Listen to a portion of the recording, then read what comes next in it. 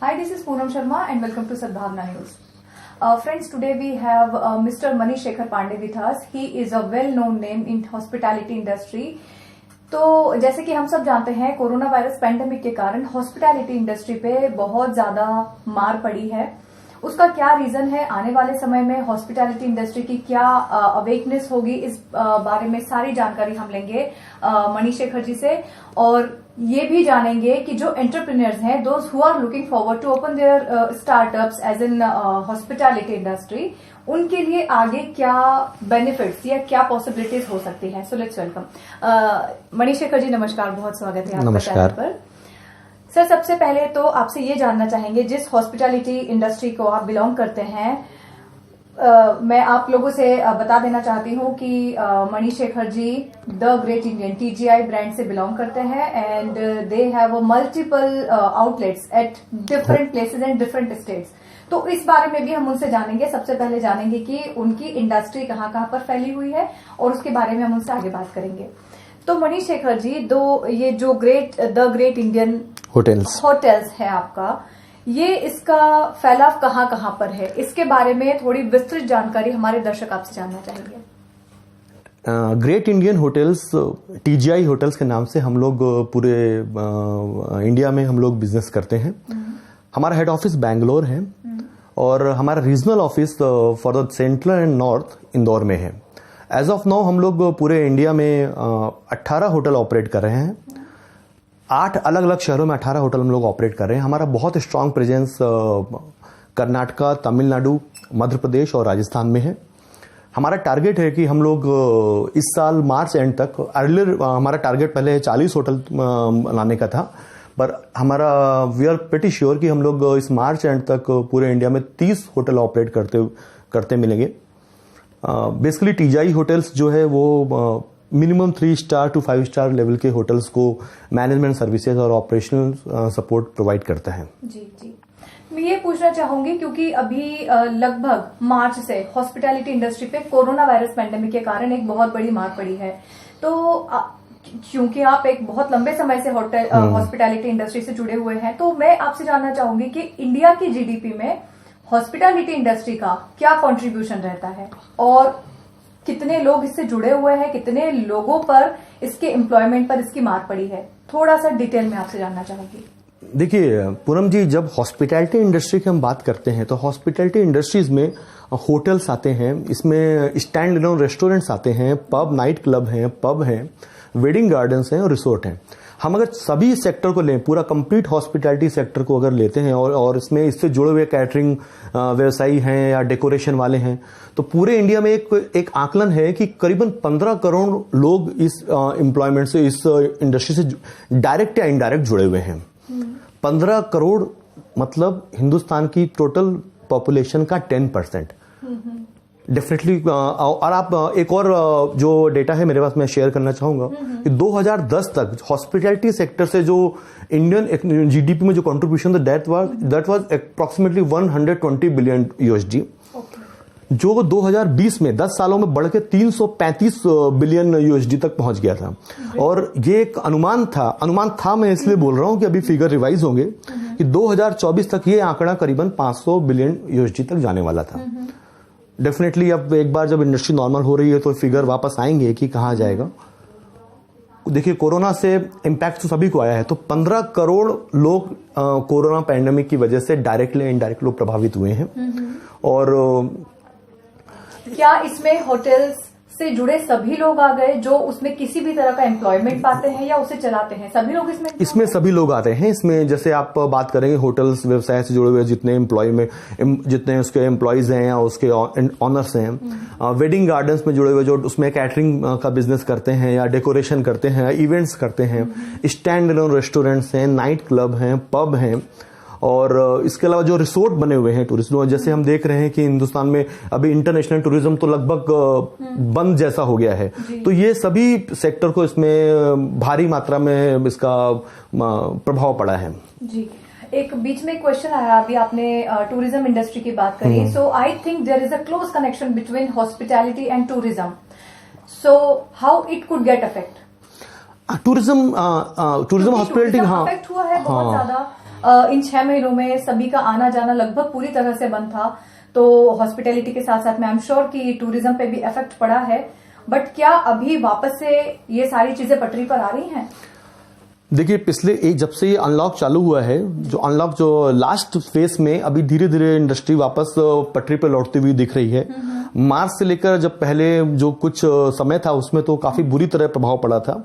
देखिए, टूरिज्म और हॉस्पिटैलिटी एक इंटीग्रल पार्ट है, दोनों एक दूसरे का अभिन्न अंग है। बिल्कुल। अगर टूरिज्म नहीं होगा तो डेफिनेटली सबसे एक हमारा जो मेजर फैक्टर है, जो रिसोर्ट्स हैं, उनमें काफी बुरा प्रभाव पड़ रहा है। तो अभी धीरे धीरे चीजें पटरी पे आ रही हैं। जैसे एक वेडिंग सीजन चालू हो रहा है तो वेडिंग बिजनेस धीरे धीरे पटरी पे आएगा। लेकिन टूरिज्म में सबसे बड़ा इम्पैक्ट जो इंटरनेशनल जो टूरिस्ट है वो पूरी तरह से अभी भी गवर्नमेंट ने अभी अलाउ नहीं किया है, और ना ऐसी कंडीशन है because of this corona pandemic और उसके सावधानियों को ध्यान में रखते हुए।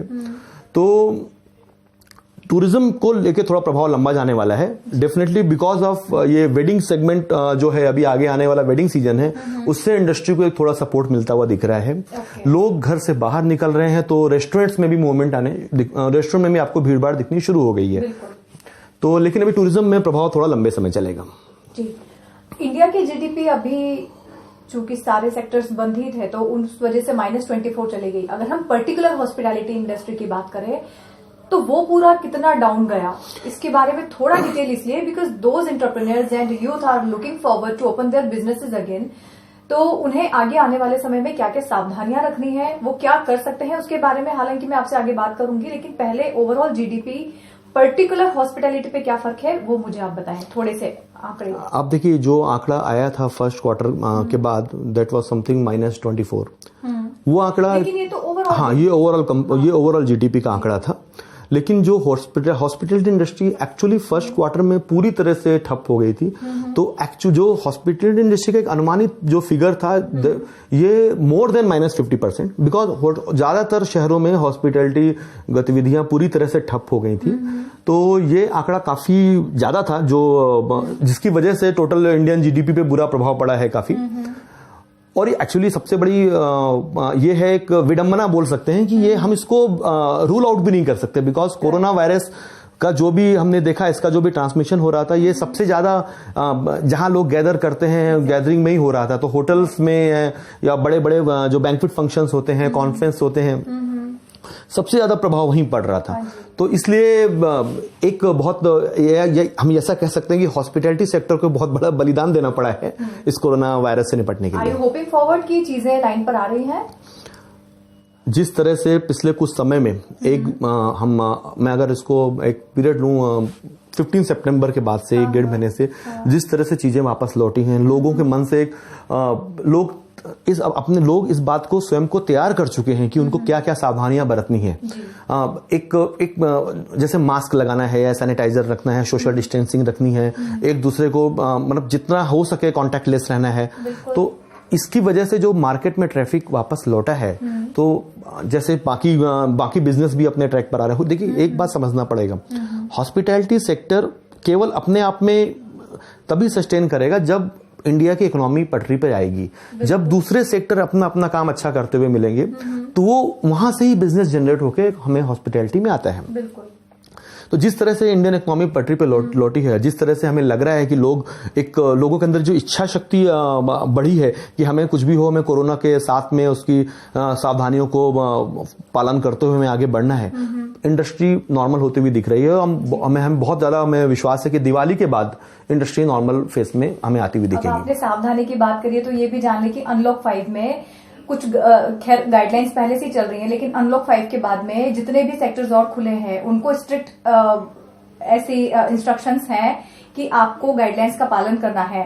Is your hotel, all the layouts are following these guidelines, क्योंकि डिस्टेंस मेंटेन करनी है। एक हाइजीन एक बहुत बड़ा पॉइंट होता है हॉस्पिटैलिटी इंडस्ट्री के अंदर, उससे कितना फर्क आया है? क्या आप, क्योंकि लोगों के लिए एक हाइजीन बहुत ज्यादा इंपॉर्टेंट फैक्टर होता है किसी भी होटल में या कहीं भी, वो जब आउटिंग पर रहते हैं तब, तो उसको पूरा तरीके से फॉलो किया जा रहा है अब इंडस्ट्रीज में?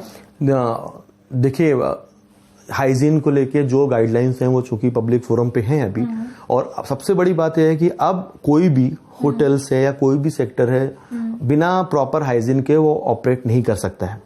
और हम भी हर जगह फॉलो कर रहे हैं, और आई थिंक और सभी लगभग सभी होटल उसको फॉलो कर रहे हैं, बिकॉज उनको पता है, उनको पता लग चुका है कि आप बिना हाइजीन नॉर्म्स को फॉलो करके आप अगर देखिए अगर होटल हाइजीन नॉर्म्स फॉलो नहीं करेगा तो क्या होगा, वो अपने साथ साथ एक सोसाइटी को भी खतरे में डाल रहा है। तो ये सभी जगह फॉलो कर रहे हैं, स्ट्रिक्टली फॉलो कर रहे हैं, सब होटल्स वाले भी, होटल एसोसिएशन भी है वो भी पूरी तरह से इंश्योर कर रही है कि सारे उससे जुड़े हुए सारे होटल्स उसको फॉलो करें। As a brand, as a TGI brand, दूसरे जो होटल चेन है हम लोग भी अपने हमारे से जुड़े हुए सभी होटल को में इंश्योर कर रहे हैं कि वो सारे नॉर्म्स को, सारे कंप्लायंसेस फॉलो करें, बिकॉज ये एक हमारी ओर से एक कंट्रीब्यूशन है सोसाइटी को कि कोरोना वायरस नहीं फैलना चाहिए। जी, एक मणिशेखर जी, एक आखिरी सवाल आपसे करना चाहूंगी, क्योंकि अब सब चीजें अनलॉक हो चुकी हैं, अनलॉक 5 आ चुका है, and the youth and entrepreneurs, अभी जैसे कि मैंने आपसे बात की, जो लोग हैं जो बेरोजगार हो चुके हैं, जिन्होंने जनवरी फरवरी में अपना एक स्टार्टअप किया था और उन्हें एक बहुत बड़ी मार झेलनी पड़ी, अब क्या लगता है आगे आने वाले समय में यूथ के लिए या इंटरप्रेन्योर्स के लिए क्या पॉसिबिलिटीज हैं? क्या उन्हें ये बिजनेस में आना चाहिए? क्योंकि बहुत सारी चीजें अब अफेक्ट हो चुकी हैं, नई गाइडलाइंस आ चुकी हैं। पहले आप कितनी भी गैदरिंग्स कर सकते थे, but now they have to maintain social distance, they have to wear mask, they have to make proper hygiene. तो इन लोगों के लिए अब आगे क्या पॉसिबिलिटीज हैं? क्योंकि ये जो आपके माध्यम से जो चीज यूथ तक पहुंचेगी, ये उन्हें एक बहुत सपोर्ट करने वाली है, क्योंकि वो जानना चाहते हैं कि अगर हम ऐसा कोई बिजनेस स्टार्ट करते हैं तो उसमें हमें क्या क्या सावधानी रखनी होंगी, हमारे लिए आगे क्या पॉसिबिलिटीज हैं। देखिए, इसके बाद हम जिसमें देखते हैं, ये जो होटल इंडस्ट्री का जो पीरियड चल रहा है हॉस्पिटलिटी सेक्टर का, एक बॉटम आउट है, ये बॉटम है। हम लोग एक वर्स्ट फेस में हैं जो हमने अभी देखा है, अब चीजें इंप्रूवमेंट हो रही हैं। एक बात हर नए एंटरप्रेन्योर को, हर यूथ को समझना पड़ेगा, जो पिछले कुछ समय में हमने देखा था प्री कोविड लेवल पे कि बहुत छोटे छोटे मशरूम के जैसे छोटे छोटे आउटलेट खुलने शुरू हो गए थे, या छोटे छोटे होटल्स खुलने शुरू हो गए थे। उन सबको समझना पड़ेगा कि आप अगर होटल चला रहे हैं, आप हॉस्पिटैलिटी सेक्टर से जुड़े हुए हैं जहां पे लोग आते हैं, आप बिना हाइजीन मेंटेन किए हुए आप ऑपरेट नहीं कर सकते। तो जो भी इस सेक्टर से में आना चाह रहे हैं उनको समझना होगा, बिकॉज कि ये होटल्स बिजनेस में आपको hygiene norms, basic norms follow करने पड़ेंगे। आप प्रॉपर, ये बहुत पोटेंशियल बिजनेस, जैसे मैंने पहले ही बोला, इसका कॉन्ट्रीब्यूशन अभी भी बहुत बड़ा है। और जिस तरह से इसमें अभी जो हमने ग्रोथ देखा पिछले 20 सालों में, आई एम वेरी श्योर कि हम आगे चल के देखेंगे हमने 6 महीने कैसे हमने इसको हैंडल किया था।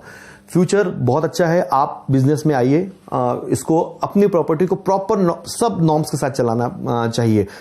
ये वो पीरियड चला गया, वो करेक्शन आ गया मार्केट से, वाइप आउट हो, ऐसे सारी प्रॉपर्टीज वाइप आउट हो जाएंगी जिसमें जिन्होंने बिना नॉर्म्स, हाइजीन नॉर्म्स को फॉलो किए हुए, बिना स्टैंडर्ड फॉलो किए हुए होटल्स खोले या रेस्टोरेंट्स खोले हैं, वो उनको सर्वाइवल में काफी चैलेंज आएगा।